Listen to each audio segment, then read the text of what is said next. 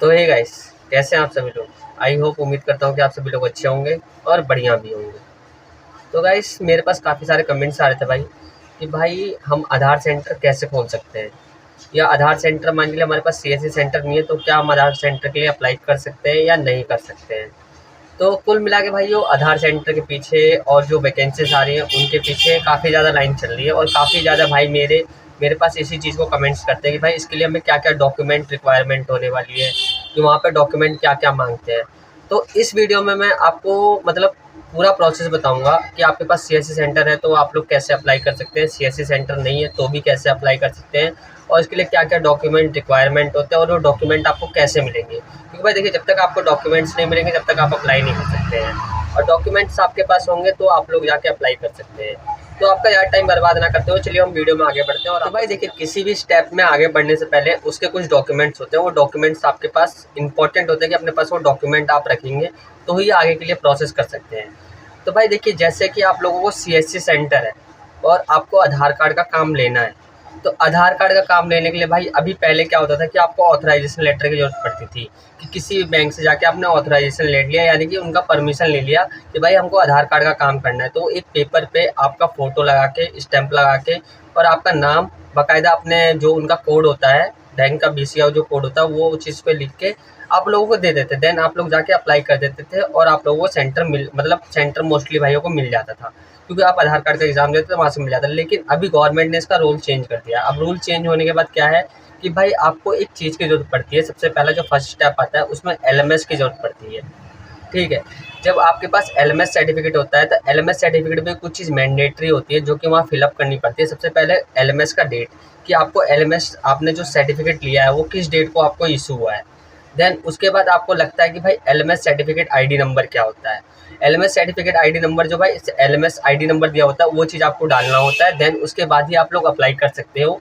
उसके बाद जो नेक्स्ट स्टेप होता है वो होता है आपका आरओ अप्रूवल का।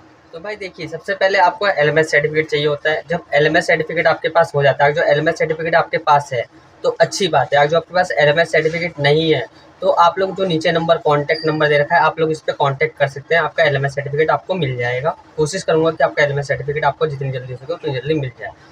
देन जब आपके पास एलएमएस सर्टिफिकेट आता है उसके बाद आपको करना क्या होता है, एनईएसआईटी की वेबसाइट पर जाके आपको रजिस्ट्रेशन करना होता है। रजिस्ट्रेशन करने के बाद जो आपका फाइल होता है वो आरओ के पास जाता है। जब आरओ को वहाँ से आपको परमिशन मिल जाती है कि हाँ भाई आपका परमिशन हो गया, तो उस पर आपको एक पेमेंट करनी होती है। जो आरओ अप्रूवल के बाद का जो पेमेंट होता है वो 510 रुपये 94 पैसे होता है विद जीएसटी के साथ।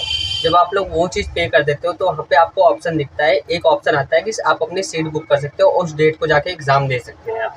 जब आप एग्ज़ाम दे देते हैं, आपका मतलब मान के लिए एलएमएस सर्टिफिकेट और एनईएसआईटी का एग्ज़ाम क्लियर हो जाता है, तो उसके बाद भाई आपको आगे का प्रोसेस जो होता है वो प्रोसेसिंग में ये होता है। जैसे मान लीजिए आपके पास सीएससी सेंटर है, आपके पास एलएमएस सर्टिफिकेट भी हो गया, आपके पास आधार कम सुपरवाइजर का भी सर्टिफिकेट हो गया, और उसके बाद फोर्थ सर्टिफिकेट आपको चाहिए होता है आईबीएफ का। अब आईबीएफ का सर्टिफिकेट आपको क्यों चाहिए होता है, क्योंकि इस सर्टिफिकेट के थ्रू ही आप किसी भी बैंक से बैंक बीसी ले सकते हैं। बैंक बीसी लेने के लिए भाई आईआईबीएफ का जो सर्टिफिकेट होता है वो सबसे इंपॉर्टेंट होता है। जब आपके पास वो सर्टिफिकेट आता है बैंक बीसी लेते हैं। जब बैंक बीसी आप ले लेते हैं भाई, तो बैंक बीसी में आपको कुछ दिनों के लिए काम करना पड़ता है। अब भाई इसमें भी काफ़ी लोगों के कमेंट्स मेरे पास आए हैं कि भाई मेरे पास फिनो का पेमेंट बैंक है, एयरटेल का पेमेंट बैंक बीसी पॉइंट है, क्या मैं इनसे अप्लाई कर सकता हूँ। दोस्त देखिए, जो पेमेंट बैंक होते हैं वो बैंक नहीं होते, मतलब बैंक होते हैं लेकिन उनके पास आधार कार्ड का काम करने का ऑथराइजेशन नहीं होता है। फिनो बैंक में भी काफ़ी लोगों को ऑथराइजेशन मिल जाता है, लेकिन वो बैंक के अंदर ही काम कर सकते हैं, बैंक के बाहर नहीं कर सकते हैं। तो मैं आप लोगों से एक ही चीज़ रिक्वेस्ट करूँगा कि जब भी आप लोग बैंक बीसी लेते हैं तो वो सीएससी में जो ऑथराइज रहते हैं ना, सीएससी के अंदर ही आप लोगों को कुछ बैंक बीसी के पॉइंट दिख जाते हैं, आप लोग वहीं से बैंक बीसी ले लीजिए। अदरवाइज़ आप किसी भी बैंक बीसी को लेने जाते हैं तो भाई एक बार वहाँ पे वेरिफिकेशन कर लीजिए कि भाई मेरे को आगे चल के आपके साथ आधार कार्ड का काम करना है, आपके बैंक के थ्रू आधार कार्ड का काम करना है, क्या आप आधार कार्ड का काम मुझे देंगे नहीं देंगे। वहाँ पे आपका सारा कन्फ्यूजन दूर हो जाएगा। तो वहाँ पे एक बार पुलिस वेरीफाई